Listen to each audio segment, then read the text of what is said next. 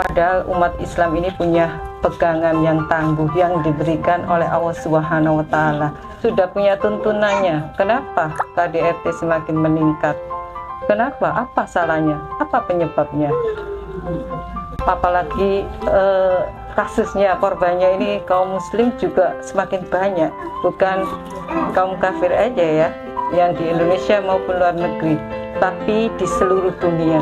Indonesia pun semakin meningkat. Ya, Pasuruan juga meningkat, nggih. Ya Allah, astagfirullah.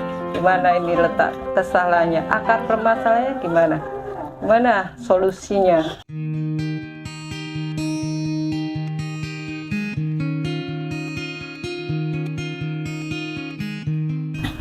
Ya Umi ya, semakin hari kan semakin meningkat ya Umi. Ini akar masalahnya dari mana ya Umi? Kok fakta realita di kehidupan sehari-hari semakin meningkat ya? Terus solusinya gimana menurut Islam supaya KDRT ini nggak semakin naik ke level atas tapi ke bawah? Mau nggak Umi? Umat Islam walaupun sudah punya tuntunan kok KDRT-nya semakin naik ini. Di seluruh dunia juga begitu. Masalah-masalah yang rumit-rumit juga semakin naik. Setelah bercerai, terus perceraian, terus Kekerasan terhadap perempuan itu semakin naik. Kenapa? Ya itu karena kita sekarang itu tidak mengambil Islam sebagai tuntunan seperti yang tadi itu seruan kepada orang beriman. Orang beriman itu harus tetap di tuntunan yang Allah berikan. Kalau kita bergeser dari tuntunan tersebut, nah itu tentu permasalahan itu akan banyak. Tuntunan ini akan membawa kita kepada keselamatan. Dalam Islam suami itu disuruh bersabar. Kalau tidak bersabar nanti dapat dosa. Kalau di dalam sistem Islam suami-suami yang KDRT juga mendapat hukuman. Suami istri itu bukan hanya dalam rumah tangganya yang masalahnya. Kadang-kadang kan karena sering bertengkar itu sehingga terjadi KDRT itu juga karena ekonomi, ya, karena itu ketakwaan juga ya Umi ya? Ketakwaannya juga harus kesulitan hidup ya. Kalau dalam Islam sebenarnya yang menjaga lingkungan keluarga itu ya, aturan di masyarakat itu juga aturan Islam. Misalnya dalam rumah tangga itu suami-suami harus memenuhi kebutuhan istrinya. Itu pemerintah misalnya itu menyediakan lapangan kerja yang diperlukan oleh suami-suami sehingga suami-suami bisa menafkahi istrinya. Kalau sekarang kan kita keluar dari tuntunan Allah ini, itu pekerjaan itu banyaknya untuk para wanita. Jadi kuali. Kalau para wanita yang bekerja ya itu tadi, kalau lama-lama yang bekerja wanita terus merasa diforsir wanita ini. Kok enak aku terus yang bekerja.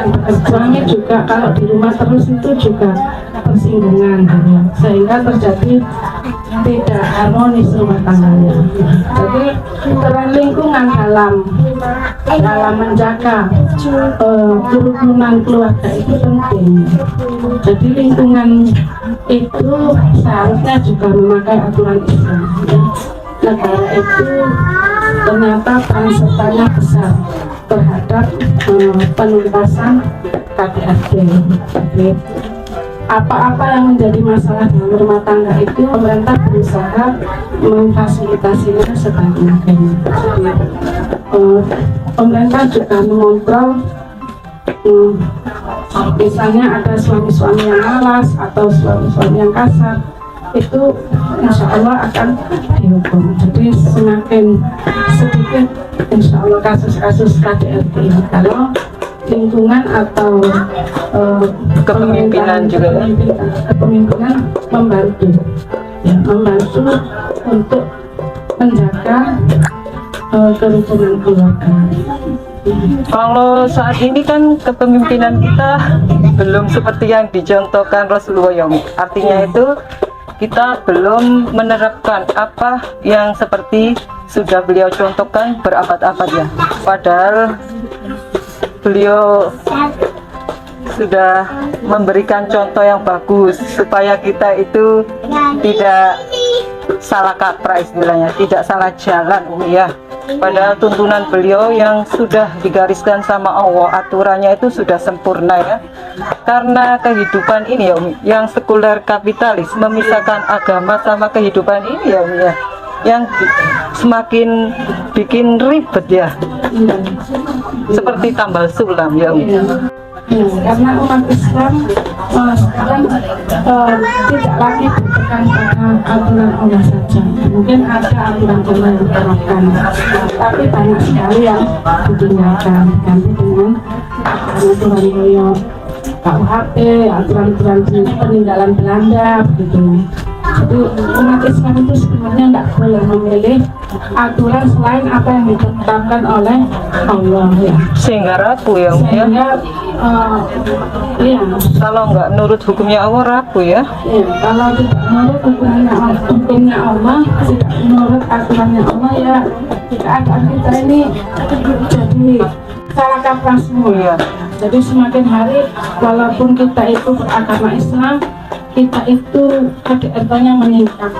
Tidak ada yang membantu untuk menyelesaikan masalah keluarga, misalnya memberi pekerjaan pada suami, terus membuat sekolah yang baik, terus istri-istri itu juga diberi ruang untuk belajar gitu ya.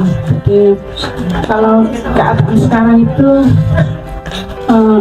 memakai sistem kapitalis ya. Iya, Itu sebenarnya bukan dari Islam. Jadi umat Islam ini disuruh untuk kembali kepada Allah supaya kita itu benar-benar dihitung sebagai orang yang beriman 100%. Mudah-mudahan dengan menurut apa yang diperintahkan Allah, kita itu akan bahagia di dunia dan akhirat, akan selamat daripada masalah-masalah yang timbul dari sistem yang tidak Islam. Itu kalau negara Rasulullah itu namanya. Berarti memang ini ya Umi, kita harus kembali ya. Jangan sampai kita ini terlena dengan sistem saat ini yang semakin merusak ya dan carut marut. Iya, kapitalisme ini sistemnya itu seperti hukum rimba. Siapa yang kuat menang, siapa yang nggak kuat ya di bawah gitu. Jadi kalau kita kaya di sini enak ya, kalau di sistem kapitalis. Tapi kalau Untuk yang pemodal semakin miskin, tapi kan kayunya nggak berapa ya. Gitu ya. Jadi yang bahagia di sistem kapitalis ini sedikit. Kalau di sistem Islam itu insya Allah pemerataan itu Masya Allah, iya, iya. lebih rata dan itu tidak menzalimi orang-orang kaya. Kalau di sistem orang sosialis yang tidak punya agama itu, Iya.